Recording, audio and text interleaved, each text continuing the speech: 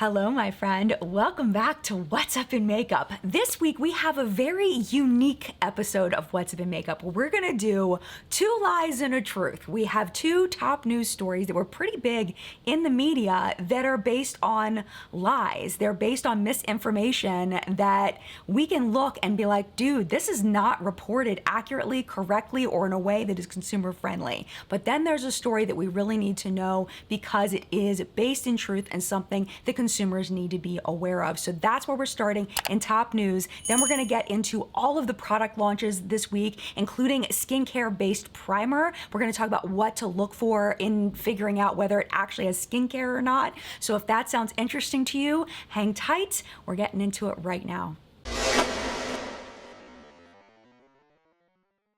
Okay, so let's start off with story number one, and you can decide as I tell the story whether you think this is true or a lie. Here's the headline: 6,000 false eyelashes seized at a New Orleans airport, which weighed 44 kilo or 97 pounds of lashes. They were discovered at the DHL Express cargo terminal at the New Orleans airport. They were imported from China and they weren't labeled with the distributors or the manufacturer's names. The New York Times affiliate in New Orleans talked to the US Customs person over there. His name is Matthew Diamond, and Matthew told them that the information not on the packaging could present problems to consumers since there's no way to tell whether they were exposed to disease during manufacturing or whether they were stored properly and kept away from insects. He said, quote, "There's no telling what's on these eyelashes." The article claims that the false eyelashes could potentially be made of dangerous materials, which could lead to allergic reactions. U.S. Customs said in a statement that false eyelashes are considered cosmetic products and must adhere to safety and labeling requirements of cosmetics. They said that, quote, "Unlabeled, non-FDA approved fake lashes are frequently seized at the New Orleans ports, but this was a particularly large shipment." Officials urged consumers to check packaging to make sure that it was properly labeled and ask the person who's selling them whether they are FDA approved or not.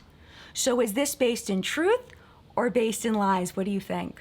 If you guess that it's based in absolute bullshit, you were correct. You did it. So this is what's really happening here. It's 6,000 false eyelashes, but it was actually 3,000 pairs. So we're already starting off in the headline being misleading because no one buys one eyelash. The other thing is if you know about cosmetic regulations, you know that fake lashes are not ever FDA approved, ever. Unless they change the function of your skin, unless they are a cosmetic device like a Foreo or something like that, or like an LED mask, they don't have to be FDA approved. They even said it's labeled as a cosmetic. Cosmetics are not, they just aren't FDA approved, period. What happened here is that they were misbranded, is the term that the FDA uses. In order to sell packages of any kind of cosmetic product, it has to be labeled with who the manufacturer is, where it's produced, the weight, different things. And I'll link the FDA article down below. So these were misbranded. They weren't not FDA approved. So does that mean that these could have bugs all over them? The way the box is labeled has absolutely nothing to do with the way the lashes are produced. Chances are, looking at the boxes, they are probably synthetic lashes. We just don't know. But I don't know why bugs would want them. There's no food. There's no food. It is absolutely the biggest bullshit story I've read that was supposed to be taken seriously, I think, since the start of What's Up in Makeup. Like, I just went, what? I mean, could they be potentially made of dangerous materials that could lead to allergic reactions? Well, yeah, but so could anything. Anything made in the US, anything made in China, anything made in France or Italy, anything could be made with something potentially hazardous because none of it is FDA approved. So the question is, should you ask manufacturers if their eyelashes are FDA approved? You can ask them. They will always tell you no, because it's not a thing. It's not a thing. And Matthew Diamond at US Customs really should know that, and it makes me really sad that this even got news headlines this week. All right, story number two. Amazon is partnering with EWG to put their EWG certified stamp on products. So is this something that should give credibility to the products over at Amazon? They'll be featuring cosmetics and other items who have earned that mark. This is part of their Climate Pledge Friendly initiative. According to an article in Beauty Packaging, quote, products that earn the EWG verified designation are free from chemicals of concern and meet the strict transparency guidelines EWG has established to protect consumer health. So this is a true story, but EWG is based in a lot of not necessarily lies, but exaggerations, huge exaggerations. And let's talk about why. If you go onto the EWG website, you can find the place where you can look for your own product to be EWG verified. There you will find a document, and in that document are over 1,000 pages, literally over 1,000 pages listed of ingredients that EWG will not allow in products. So among them, they have animal-derived ingredients. Now they list things like emu oil and stuff that I've personally never seen in skincare. I know it can be a thing, but I've never seen it. I don't know if that includes things like lanolin and beeswax and honey and stuff like that, but it does say animal-derived ingredients, so potentially. They also put out common silicones like cyclopentasiloxane that's in a lot of primers and foundations. Talc, all talc is not allowed, and also all retinol and retinoid derivatives. Basically, it seems like all ingredients that have ever been banned anywhere all over the world for any reason are on this list. This includes, if you live in California, shout out to you and Prop 65. So this includes anything under Prop 65. Now, if you've been down to California, you've probably seen all the Prop 65 labels all over everything. If you go into like a gas station, a little mart or whatever, they're on the coffee machines, they're on the baked goods. Like I've heard you can even find them on like vacuum cleaners because the lead that's inside the cord is dangerous because it has lead in it, but it's like deep inside the cord.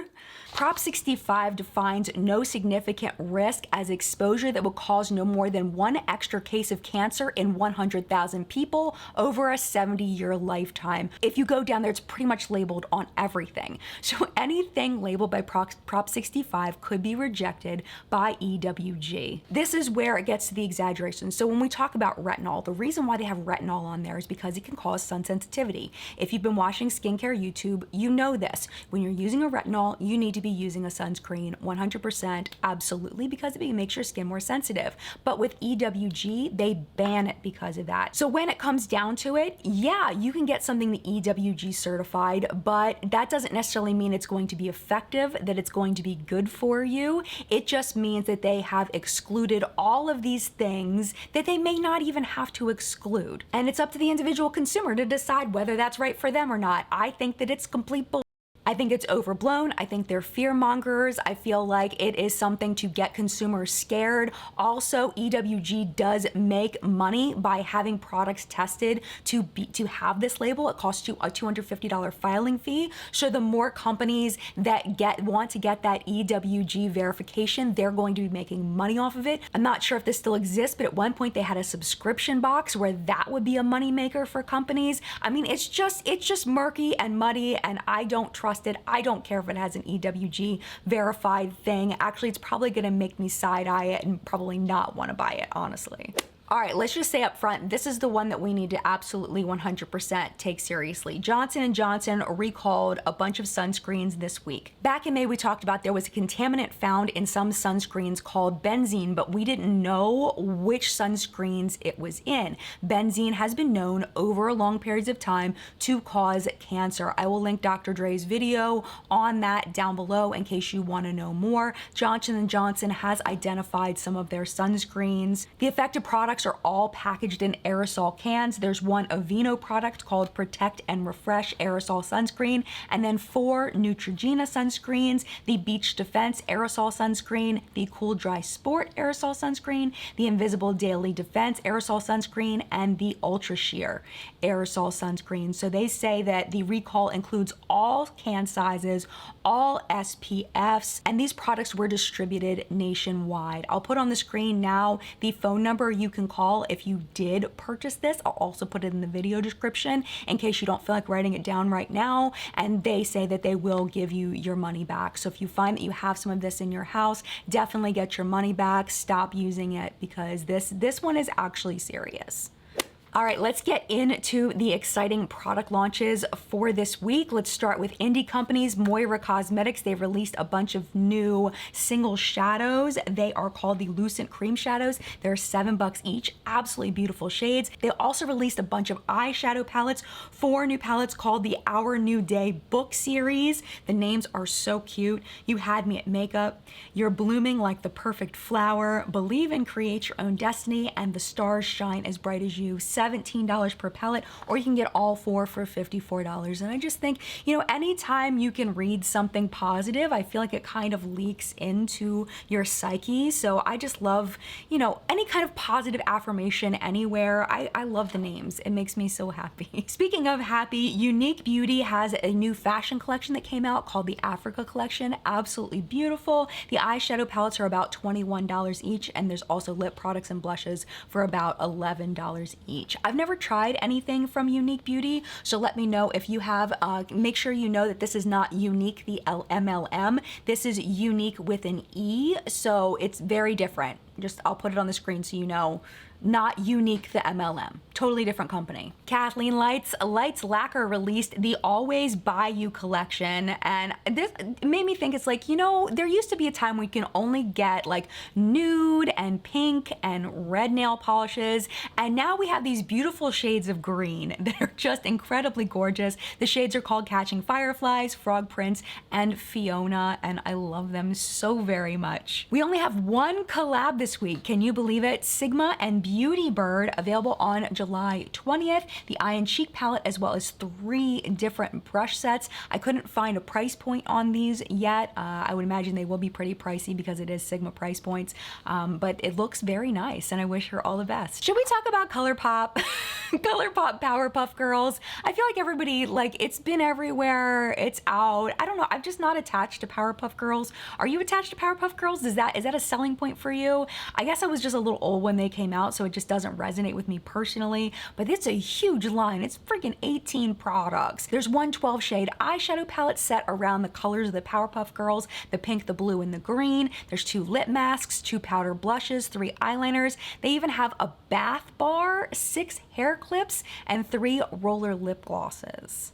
It's a lot. They release a lot of stuff. This is kind of cool. Besame is coming out with princess collections, but it's like 1 to 2 products. They're nice small collections, which I personally prefer. So Milan launched this past week. It was absolutely beautiful, but it's sold out. So keep an eye out for the Ariel collection. It's coming on July 27th. It's just a highlighter and a red lipstick. And in case you're curious about the other princesses coming out, Aurora and Jasmine will be August, Cinderella and Pocahontas in September, Rapunzel and Merida. I don't know how to say it. I never watched that movie. I don't know how to say it. That's terrible. I should Google it. Jen, stop being lazy. Just Google it. All right, Merida. How'd I do? Did I get it right? We tried. It's harder to find than you'd think. That's in October. Tiana, Moana, and Snow White in November. Speaking of princesses or prince or what, I don't know, what's Aladdin? I don't think he's either. I Heart Revolution Aladdin collection has now launched. It's a storybook themed palette with 18 eyeshadows, 3 matte blushes, 3 highlighters, alongside shimmer lip topper and magic lamp powder highlighters. Palette is beautiful. Powders are beautiful. I love the prints. I love the textures. I wish that I Heart Revolution actually produced really high quality makeup. I have not enjoyed anything I've ever tried from that brand. It just seems to be very low quality. So I'm hoping that, you know, every collection I have hope. Every collection, and it's gorgeous. It's absolutely gorgeous, so it could be good. And then just to mention very quickly, the Charlotte Tilbury Pillow Talk Lip and Cheek Glow in 2 different shades, Color of Passion and Color of Dreams, have launched $40 each. The website says back by popular demand, so I'm guessing this is a relaunch, but it also says limited edition. I mean, they're pulling out all the marketing stops on this one. It does look like that one was made for lighter skin tones, one was made for deeper skin tones. Definitely appreciate that. Absolutely beautiful shades. Moving over to Sephora, if you are a Jackie Aina fan, I am sure you are celebrating. Forever Mood is coming to Sephora. I know Jackie is so happy and her fans are so happy. I do have one Forever Mood candle that I bought at launch and I really like it a lot. The lasting time on it is fabulous. The burn time, oh my gosh. And the scent that I got the cake one. Oh, really, really nice. Last week we talked about Bite Beauty relaunching a vegan formula of their lipstick. This week it's Urban Decay. The Vice Hydrating Lipsticks have been relaunched, $19, 3 finishes, satin matte and high shine. They say it is a new look and then a new vegan formula. There is a very wide range of shades from very natural looking to very bright and very bold. Last week we talked about a Sephora favorites kit. There's another one this week. This is the Give Me Some Shine Lip Set, $34. You do get 5 products, 3 of them are full size, 2 of them are sample size. It breaks down to an $83 value. So what do you get? For full size, the Fenty Beauty Gloss Bomb Cream Color Lip Drip Lip Cream in Fenty Glow, the Milk Makeup Electric Glossy Lip Plumper in Pumped, which is a clear, and then the Huda Beauty Silk Balm Hydrating and Nourishing Lip Balm in Blush. And then for the sample size products, you get one from Pat McGrath, the Lip Gloss in Flesh 6, and then the NARS Afterglow Lip Balm in Laguna. I really like these sets for people that want to try some of these more expensive products but really don't want to pay full price, because it breaks down to what? About $7 each. So that's a pretty good deal for if you were in the market for it and you wanted something like that, but you didn't want to pay full price for all of it. This is so interesting. Melt Cosmetics is coming out with a Sex Foil Liquid Highlighter. Coming July 23rd, 4 shades. They're $39 each, very pricey, but it says it gives a wet look. I think they did that on purpose.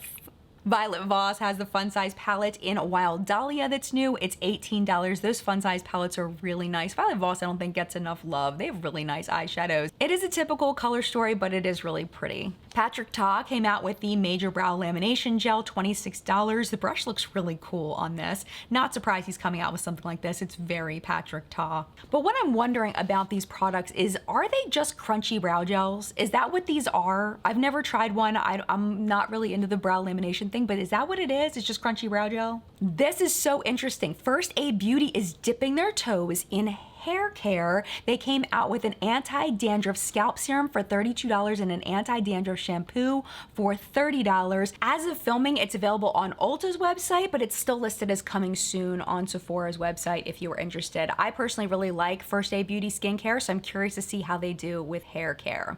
Now, speaking of going in a realm that you're not used to, StriVectin is going into the makeup realm with the Anti-Wrinkle Line Blurfector Instant Wrinkle Blurring Primer. It's $39. This is what they say. A skincare infused primer that instantly blurs the look of wrinkles and keeps makeup from setting in creases while prolonging makeup wear. The marketing point is optical microspheres, which sounds very markety to me. They say they scatter light to visibly blur wrinkles and imperfections, but there's actually an ingredient in here that they say does that. So it's just, I don't know, optical microspheres just sounds weird. It's actually called polymethyl methacrylate is the ingredient that they're talking about. It is a component that's used in surgeries and dental procedures and things like that, dentures. They also use them in injectable cosmetic fillers. They can help to topically blur wrinkles and pores, and they also do reflect UV light, but there is no skincare benefit to it that's ever been found. The base of it is silicones and isododecaine, which are ingredients that are often used in long wear makeup. So absolutely, yes, awesome to see that. It'll probably make your makeup last longer. As far as skincare, it has a non-flushing version of niacinamide, which is really nice. That version is best at strengthening your skin's barrier, which is great. There's an anti-inflammatory ingredient, a skin-soothing ingredient, an antioxidant in here. They do say that it should be applied after SPF though, which makes me pause because I'm wondering how the skincare is going to get into your skin if you put it on over your SPF. So I don't know. I would say try to put it on under the SPF, but then I guess maybe it won't like last, or I don't know. I mean, it looks like it's a good try. I'm really curious. If you get this, you've got to tell me if it works well for you or not, because it looks like it has the ingredients to back up the claims. It's just the SPF thing. I'm not quite sure about that. And then we're gonna pop over to Ulta where we have Catrice, who usually does makeup, trying to do skincare. So we have the Insta Bright Serum Primer. It's $9. So my first thought was like, oh my gosh, is this like the StriVectin one? Because that one's $39 and this one's $9. I wonder if it's the same thing. Oh no, it's not. It says that it gives the complexion a super natural, fresh glow and leaves behind a silky smooth effect on the skin. There is no silicone in the base, so chances are it is not going to make your makeup last longer, except for hydrating the skin before you put on your makeup. It does contain silica, so that is a great oil absorber if you have oily skin. And then there's glycerin, which is a humectant to pull water into your skin. There's squalane, which is a really nice skin balancing ingredient. So this is going to be really good probably for oily skin and dehydrated skin, but it's definitely not the anti-aging thing that StriVectin is doing. It's totally different. All right, that's it for the products. Let's talk about PR or purchase product of the week. We're gonna talk about a PR and a purchase. I had this sitting for a while and like kind of looked at it and I was like, well, the color story is like kind of typical. Like, I don't know, like it's Sigma. I really like Sigma shadows, but do I really need another palette like this in my life? So I used it today and I have to say I did enjoy it. I did have some trouble with the shade After Hours with blending it. It got stuck, almost like it had too much pigment and I just wouldn't blend. I had a lot of trouble with it. Also, the other thing is that the shades in the pan before you dip into them, like this one, you can see down at the bottom how shiny it is, but then as soon as you dip your finger in it, it gets muddy. I had the same kind of issue with this. I feel like with some of these shimmer shades with Sigma, you know how much I love Sigma, that the swatches really look very different than what's in the pan because it looks like it's like a light pink, right? But then when you swatch it, it's more of like a medium pink. So what I had to do was I topped it with this shade Charmer to get that light corner in my inner corner. I had to top it to brighten it up because it was just too dark. And it really like, I didn't like this combo on my lids like at all. And it just wasn't what I was expecting from what I saw in the pan. So if you're gonna buy this or other Sigma palettes in the future, you may wanna look up swatches just to make sure it is what you want it to be.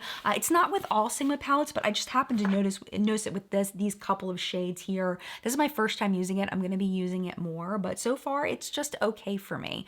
But again, I'm gonna keep playing with it. And then my other one is a purchase. I actually purchased this a while ago. This is the Pat McGrath Skin Fetish Sublime Perfection Foundation, and I got the shade Light Medium 10, and it's a little too dark for me, but despite wearing sunscreen, I still have a little bit of UVA got through, and I'm a little tanner than I typically am, so it matched me very nicely today. Really enjoyed it. It's very splashy and liquidy, so if you like a more dense foundation, you probably won't like this, but what I like about it is the spreadability. It spreads very easily. It also doesn't seep into my fine lines on my I call them wrinkles, on my forehead because it is such a thin formula. It doesn't cake up. It just kind of settles nicely into the skin, which I personally really like, and lasting power on it is really good. But I've never talked about it because I've only ever used it off camera because it doesn't usually match me, and I waited too long to return it, so now I have it, and